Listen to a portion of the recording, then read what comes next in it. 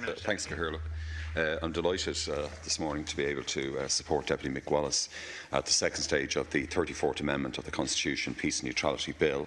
And I think in inserting Ireland's neutral status being affirmed by adherence to provision of the 1907 Hague Convention 5, respecting the rights and duties of neutral powers and persons in case of war on land, it's a very basic, I think, public policy requirement for the management, I think, of our foreign affairs of this state.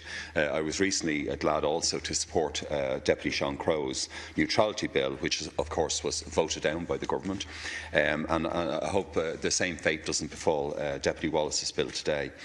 Indeed, since we discussed Deputy Crow's private member's bill, we've heard, first of all, the President of the European Commission calling for a European army, specifically to be directed against Russia. And that was followed up, I think, by the comments of the Defence Minister of Germany, Ursula von der Leyen, who says that our future as Europeans will one day be a European army.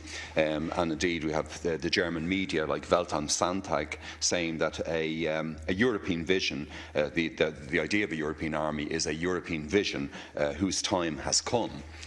So we have the whole movement on that front on the one hand, and on the other hand we can see the creation, I think, through the crazy war crimes of the Iraq adventure by George Bush and Tony Blair, which got, if you like, the United States and Britain and other countries, including ourselves, dragged into the horrendous situations in Iraq, Syria and Libya, and even in the present days, indeed, in Yemen.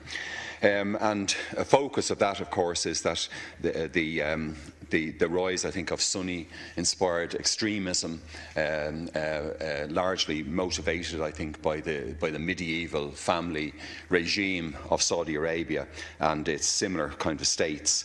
And in Yemen today, we see that struggle bringing desolation and horror on the people of the cities of the Yemeni Republic, as the Shia and Sunni sectarianism, if you like, is acted out. And as I previously said in the Dáil, nearly 12 years ago, I also supported, along with my then Labour Party colleagues, a neutrality bill from the Sinn Féin party. And the principles of that bill called for the insertion of the principle of neutrality into the Irish Constitution. And Deputy Wallace's bill, of course, goes further to state that, and I quote, "Our neutral status shall be affirmed by adherence to the provisions of the 1907 Hague Convention 5, respecting the rights and duties of neutral powers and persons in charge of war and land." And the enactment of the bill, I believe, would mean that neutrality would be enshrined in our constitution by way of a referendum, and then only a referendum of our citizens could reverse it. It would no longer be simply, as so many ministers have said, including the former leader of the Labour Party, Éireann, more simply a matter of policy. And when you look back, the Minister referred to the 1928 evolution of the Hague Principles. When you look back to it, you can see, though, in the 19th century that there was a very well thought out effort by people who wanted to have a peaceful world to try to produce international legislation which would effectively would protect neutral states and, as far as possible, move towards banning war.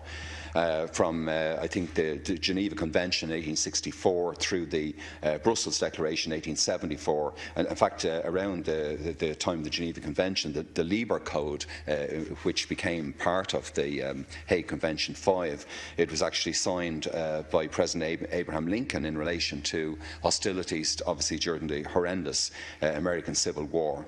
And the first Hague Convention was signed in 1899, the second in 1907, and they were intended, of course, to be international treaties outlining the laws on war and war crimes. Actually, when you look at the Convention 5 that Deputy Wallace has inserted, or is trying to insert into the Constitution through the bill, it reads, in fact, very forcefully to the current generation, and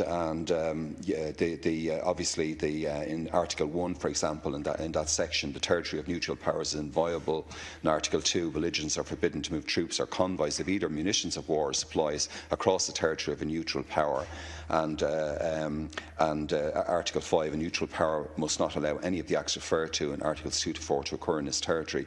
And when you look at it, as I said, it has enormous relevance, and it's astonishing, in fact, that the country doesn't adhere to it. And I don't think the Minister has given an acceptable explanation of why that's the case today and why we simply couldn't proceed with Deputy Wallace's very thoughtful piece of legislation and put it in front of the people. Of course, the efforts of, I suppose, people who wanted to promote peace in the 19th century and early 20th century, they were devastated by the World War I, World War II epoch, where 80 million people were slaughtered, and we're still finding out only in recent days, Cathaoirleach, you might have read about the devastation that was wreaked on the women of Germany by the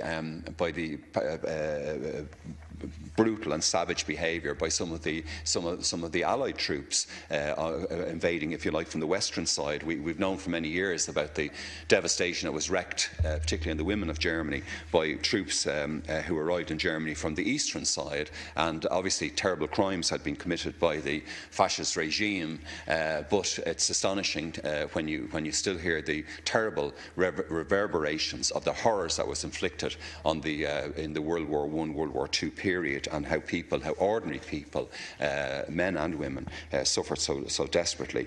And quite clearly, obviously, this convention, when Germany invaded Belgium, was obviously completely obliterated from the point of view of the innocent Belgian population.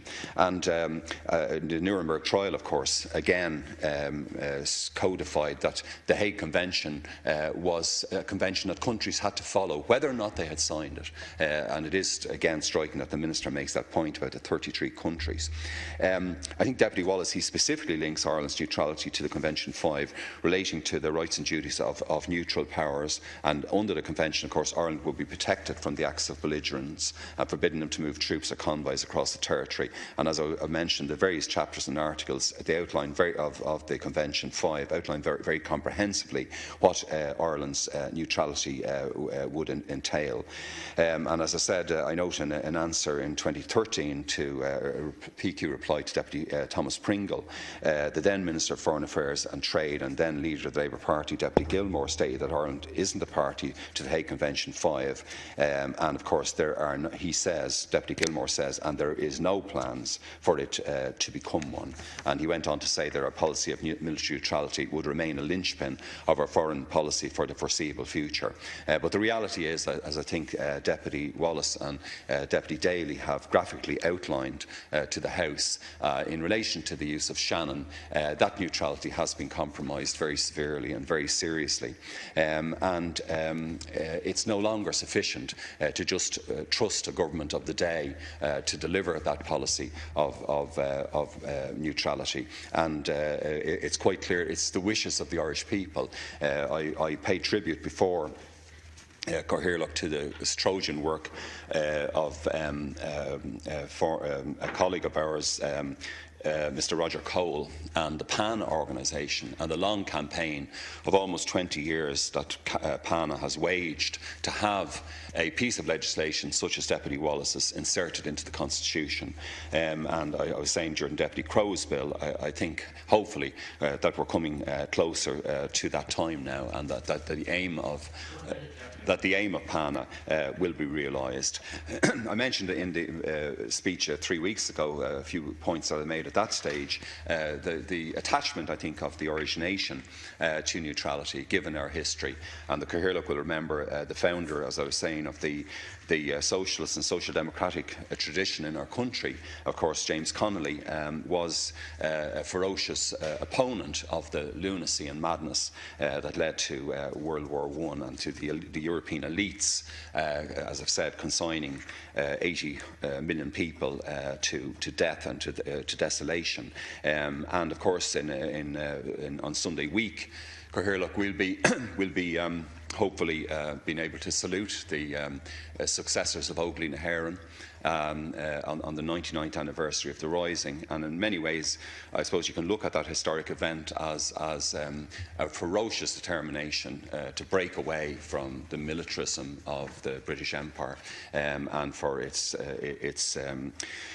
determination to prevent a viable, independent, sovereign state emerging on this island. But I think the bill before us, it's part of that architecture that Ireland needs to have.